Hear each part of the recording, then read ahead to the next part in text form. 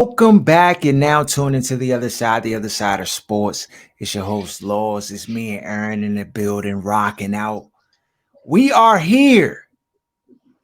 Brandon Staley. Is this the greatest NFL collapse of all time? This got to be up there, dog. It's definitely in the top 10. Maybe You in up sports playoffs 27? history. Dog, 27-0 in the first half. Trevor Lawrence throws 4 picks in the first half. Dog, in the first quarter, he had 3 picks. You basically just, scoring, and then you get to halftime. You come out of halftime. Well, you let them score right before halftime. And they get points on the board. You up 3 scores, essentially. And you let these dudes come back and beat you.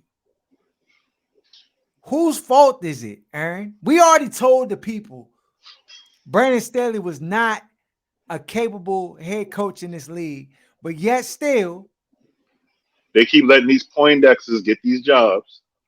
They see him somewhere else as a coordinator. They're like, oh, this is like this our favorite nerd today. We go hire him, give him a head coaching job. They can't leave. Nobody's really listening to him. These little petite half pint type Bama's dogs. No, it doesn't work.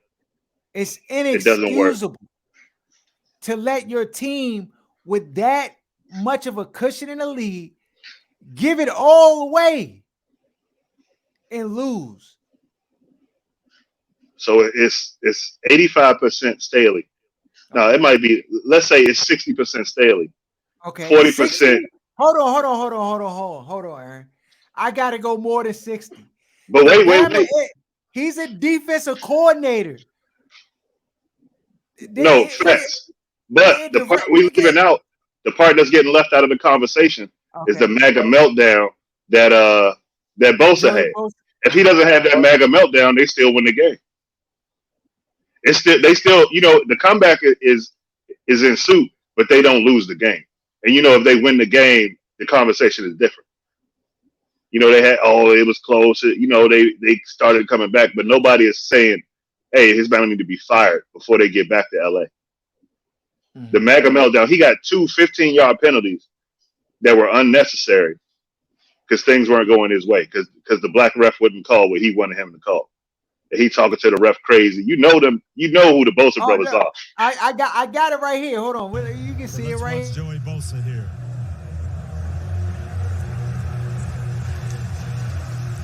He thinks he got held. He said something to Sean Smith that Sean Smith didn't like. I'll show you.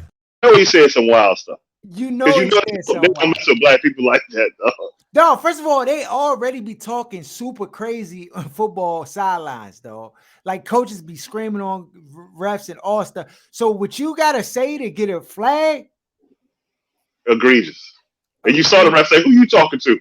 Who you talking to?" And it threw the joint up in the air. Yeah. Get him out of here. MAGA meltdown. Are we gonna have conversations in the media about how selfish that was and how he cost his team? Have you seen that spun in the media yet today? You're not gonna see it, Aaron, but you should, because that's exactly what he did. He cost his team. Them outbursts. He had another jump too where he took his helmet off. His helmet off. Yeah. And if you notice, you ain't really see nobody could really control him. He did that, and nobody could come and be chill, bro. It was no the head coach is an accountant. That's why. Here, dweeb. What are you gonna say? Can I use that word, dog? Dweeb. That's exactly what you. That's the perfect word for the head coach. Is that no? These Bamas aren't leaders of men. I could look at the Bama in his face and tell you he can't. I wouldn't put him in charge of a bacon staff at IHOP. The cook staff at IHOP, I wouldn't put that Bama in charge. Because they're not listening to him either. Nobody listening to this dude. And you got him trying to lead your football team in a physical game? Are you kidding me? The only thing I'm giving that Bama is my video game controller and asking him what's wrong with it. Can he fix it? That's it. Or your cracked iPhone screen. Like, hey, can you fix this? That's it, dog. My computer won't boot. Don't. He should be in charge of Geek Squad and Best Buy. That's it. Anything outside of that, no, nobody's listening to him. That dog. That is it. And they got this Bama on the sideline trying to tell grown men what to do. So the only thing I'll say is I expected to wake up to him being fired. I do know they on West Coast time, so we got another 2 hours, 27 minutes. So it's no way he can keep his job. It's no way.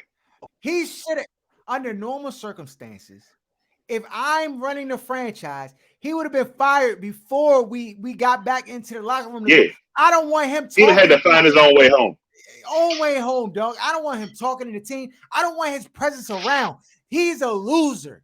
I don't want lose. If I care about winning, I don't want anything associated with losing anywhere close to my franchise at this point, especially after that, because that right there is something that sticks with you. The fact that they even had a meltdown is because they've had meltdowns before. And we have timestamp references to, oh, they're still going to lose this game. Like it's about to be a meltdown when they were still up 3 scores. Because everybody knows the Bama's incompetent. He doesn't even have control over his OC. They ran the ball 8 times and threw it 25 times after being up 27-0. They threw the ball 25 times and ran the ball 8 times after being up 27-0. This is not the first time we've seen this foolishness. The last week of the season, he should have rested all his players. This Bama playing starters, doing like dog in a meaningless game. It's just dumb decisions that he's making because he doesn't know what he's doing. I don't know, dog. I thought Ron Rivera was like the most incompetent coach in the league. You know, what's his name? Got fired from Denver. He was up there. Hackett. Yeah. Hackett. Staley right there, dog. Yeah, the funny thing is like him and Ron are polar opposites. Like Ron has no X's and O's. No like football analysis, none of that part of it. But he has he's an imposing figure, like he's respected by the players and people, like they'll follow him. Like he has the leadership. He just doesn't have the football IQ or any of the X's and O's aspect of it. Staley has all X's and O's and algorithms, but no leadership. Like nobody's listening to him. If you could merge them into one, then you might have a decent head coach. But 2 polar opposites of being garbage head coaches. Yeah, dog. It just, I'll never understand, dog. And you got, what's his name? Lovey. He out. Like, it just doesn't make any sense. Bro, he got to be fired. He got to be fired. If he retains his job, dog, I'm going ham. I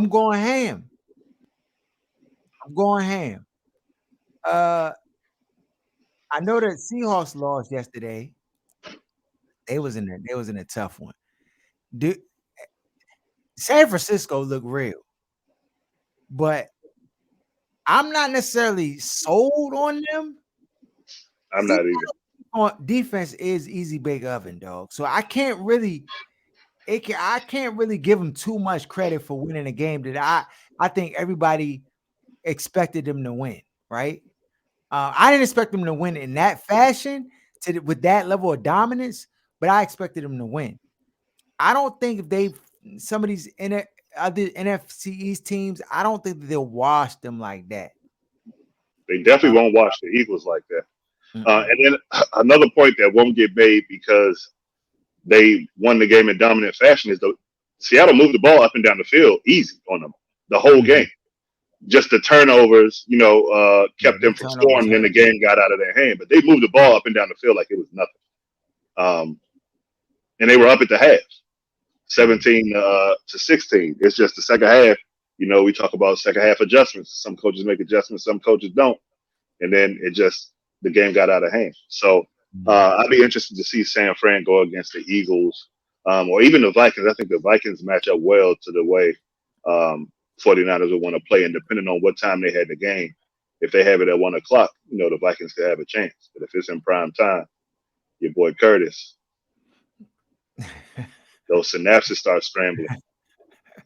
Hey, dog, We got games today, though. 1 o'clock. You got the Dolphins and the Bills. I know people, we ain't had a lock factory this year like that. We're gonna bring it back. First of all, we had to clear the cobwebs and get everything situated. But for today, we'll help you out a little bit. Giants at Vikings at 4:30 this evening. You got the Ravens and Bengals later tonight, and then tomorrow night you got the Monday night game with the Cowboys and Bucks. Starting with the 1 o'clock Dolphins and Bills. Who you rocking with? If you going with the numbers on the spread, is you staying away from this jump? How you feeling about this? What's the spread for this game? I know it went up when they said two is not playing at like 13 and a half or something crazy 13 like and that. a half. That's what it's at. 13 and a half in favor of Buffalo. To me, that's a crazy spread. But Lee Gordon's going to be in full effect. Is Hamlin? Is he supposed to be at the game? I don't know, but that's a part of the narrative, dog. We know watching it. We know the league. They I got an NFL conspiracy, dog, about how when 9/11 happened and all of a sudden the Patriots turned into a dynasty and won the Super Bowl. Then Katrina happened and all of a sudden New Orleans won the Super Bowl. I got a feeling that this is the feel-good story of 2023, and that the Bills might be a shoe-in at least to get to the Super Bowl in the AFC now. So you not say that they you, weren't in you the game before, but so you sticking with the money line. You saying safe bet is the money line Bills. the money line. Yeah, 13 and a half to me is still a stretch for playoff football. I think I can't think of his name, the little mixed bag, the head coach for the Dolphins. McDaniels. Yeah, I think he's a really good offensive coordinator and strategizer, and I think he'll keep it within the that 13 and a half. I just don't see how they win without Tua. Yeah, no, I agree. I think the Bills gonna be up for this game. It's in New York. It's at their home stadium, so it's cold. Dolphins traveling. Yeah, let me check the cold weather. forecast too. Yeah, it's gonna be. It ain't gonna be hot, cold, hotter than 40 out there, Jones. So, and 40 is cold, dog. I'm not even golfing in 40. I'm not. Oh my! Yeah. They talking about 29 is the high. Oh yeah. Let me go back on this. Give me. I think the Dolphins go. It might be 2-3 touchdowns. Goodness, 29 degrees. Yeah. And you live in Miami? Yeah. Yeah. So that's one of them jumps, like on the bus to the hotel. You like, yeah, like nah, dog. You about to go out here and play football and hit? Nah, dog. Right. You live in Miami. You don't even own coats to be in this weather. You got to buy a coat just to go travel to Baltimore to play a football game. Yeah. Yeah. Nah. I'm going with the Buffalo Bills. I think the money line is the safe bet still. But yeah, if you want to go with the spread with Buffalo, I'm not totally against it. Any props you gonna put it on this, Joe? The interceptions, they definitely gonna get an interception on, what is it, Thompson? At least one interception. Definitely gonna be 2 passing touchdowns from Josh Allen. And Diggs gonna get 6 receptions at least. The wide receiver receptions is a nice little prop for me to check some easy boxes if I'm trying to get to a 15-team parlay. Yeah, nah, agreed. All right, then you got the Giants at the Vikings. Vikings should win this game, dog. There's no excuses for Curtis. 4:30 p.m. game. It's prime time afternoon. A lot of eyes gonna be on it. It's the Giants in Minnesota. Minnesota's favorite -2.5, which I think is it's egregious. Considering, you get 3 points at home anyway. So they almost saying the Giants are a half-point favorite on a neutral site. Yeah, that's disrespectful. You got 12 wins. Yeah, that's disrespectful. I think Dave Ball though will have his team prepared to play, dog, and that's the difference. I think the Minnesota Vikings. So for all those who I be trolling all the time, because I was trolling yesterday too, but I think the Minnesota Vikings should win this game, dog. They should cover the spread -2.5. Now, if they lose this game, I will not be surprised. So it's not me hedging my bets. It's just me saying that, like, I think the Minnesota has a better football team. I think they have, the pieces to win this game outright and definitely cover that 2.5 spread. And if I was putting on it, I would go with the 2.5 spread. There's just like 10%, 15% of me that's just not totally confident in that. And it's not confident in them being able to beat the Giants. It's in Kirk Cousins' inability to lead his team to a victory in a situation where that's warranted. So all of the football information says the Vikings should win, but your gut, being that you watched this Bama here up close and personal for 4 years, tells you I wouldn't bet my money on this game because this Bama is 4:30. It's not 1 o'clock. He's gonna start blowing on his hands when they in closed stadium. That's his little nervous tail when he start blowing on his hands when it's not even cold. That his brain is scrambling. And he's not built for these moments. Yeah, this is a game where the Vikings have to get out to an early lead and get 14 points up. That would help relieve the stress on him. If this game becomes a dogfight, that's the worst thing that can happen to the Minnesota Vikings. So they need the running back to be dominant. I can't think of his name. Dalvin Cook. They need Dalvin Cook to be dominant because if it relies on Kirk having to pass the ball, it's going to be a problem. Yeah. It's going to be a problem. Then tonight you got the Baltimore Ravens at the Cincinnati Bengals. Baltimore's without their starting quarterback and Lamar Jackson, who be sitting out. And we talked about it on the show. You can go check that. Cincinnati's 6.5-point favorites. Are you still feeling confident that the Cincinnati Bengals will cover that spread of 6.5 points? This is the one I think should be 13.5. With Lamar out, I think they're going to wash the Ravens because they can't score. They can't score, and Cincinnati can. So, I think this one is a lot. Yeah, I mean, in the first meeting or the last meeting they had, the Baltimore Ravens defense played really well considering. But Cincinnati has a lot of firepower. It'll be interesting to see what kind of pressure is dialed up for what's his name, Burrow. And if they can hang in this game, I mean, that whole idea we're just gonna run the rock, and just try to keep it close.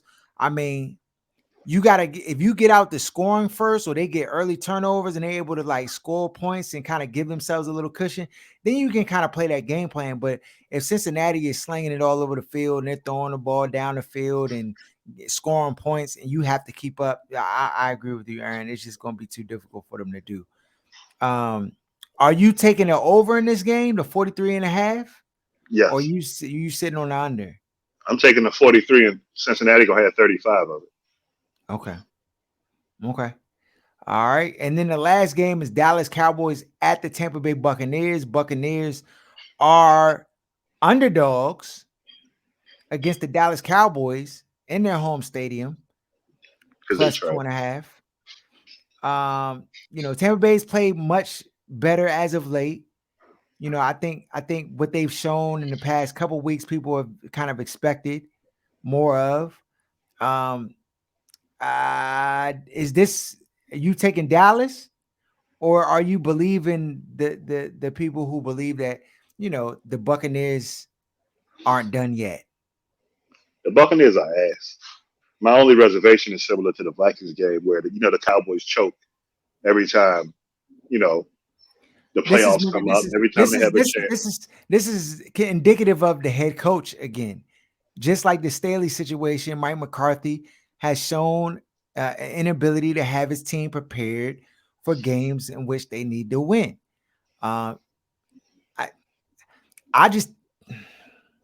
This hesitation on my part to go with Dallas, even though I think Dallas has the better team. It's a better team, yeah.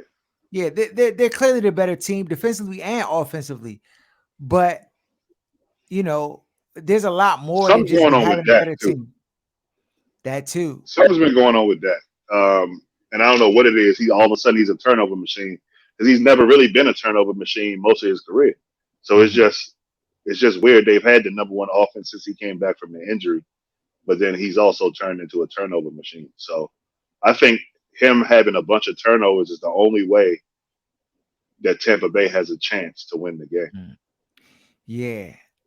Yeah. Similar to the Minnesota game. If Tampa Bay gets that lead in this game and they establish themselves and their level of confidence is able to grow, it's in their home stadium. I think Dallas is going to have a tough go at it. Now, if Dallas is able to just come out and play Dallas football, and you get a Tony Pollard touchdown early, you get Dak kind of on having connections with his receivers early, then you can. I think Dallas will probably run away with this game, but you know, momentum is a big thing in sports. We seen it last night, dog. Like once the Jaguars started to get out of their own way and started to score points, the stadium started to get back into the game, and Right. it changed the trajectory of just how things would go. I think that comeback is a lot harder when you're in another person's stadium, trying to mount a comeback to that magnitude, when you have the momentum in your favorite. But when you're at home and you're starting to command the lead and you're doing a thing, and the crowd is really excited for every little thing that you do, that momentum can help, So are you taking a 2.5 with Dallas or nah? Yeah. I mean, they should win the game. Mm-hmm. They should win the game. Everything that about football says they should win the game. It's just that gut feeling again that they're going to choke. That's what they do. But all of the football information says Dallas should win handily. Okay, fair enough. Before we get out of here, you putting together a 10 team, what is it? Same game parlay, right? You putting all of these different prop bets, spreads all together. What's going to be in your what's going to be on your plate? What you putting on your plate? Let me see. Let's pull up. You talking about just for the games today? Just for the games today. Not the Monday night jump, but just Miami, Buffalo. Like you throwing some Tyreek Hill over 100 yards receiving or over 7. Like you throwing in some Buffalo, Josh Allen, the 2 touchdowns. I know you got that, the 2 touchdowns. And you put any Josh Allen rushing yards in there. You throwing any Kirk Cousins, what's his name? Justin Jefferson yards in there, any of that? Or Yeah. So let's for the 1 o'clock game, I would go Tyreek Hill 60 yards receiving. I would go. What's my man, the wide receiver with Buffalo? Skipping my mind. I would go Diggs. I would go Diggs 6 receptions. I would go Josh Allen 40 rushing yards. I would go for the Giants game. I would go Daniel Jones 40 rushing yards. I would go Saquon 60 rushing yards. I would go Kirk Cousins 1 interception. I would go Jefferson 6 receptions. For the Ravens game, I would go Joe Burrow 250 yards passing. I would go what's the running back? Dobbs, Edwards. No, for Cincinnati. Mixon 50 rushing yards. I don't know what that 10th. Oh, Jamar Chase. I would say 60 receiving yards. Okay. That's 10. Yeah, that's a nice little. That should be a nice little payout. You can always donate to the show, OSS 980. After you win your parlays, you put 250 on that. We'll make it cool. 1,100, 1,200 on that. Joe might be more than that. I don't know with the odds on it, but you can always bless us. Follow us at OSS 980, Other Side of Sports. Subscribe to the channel. We out.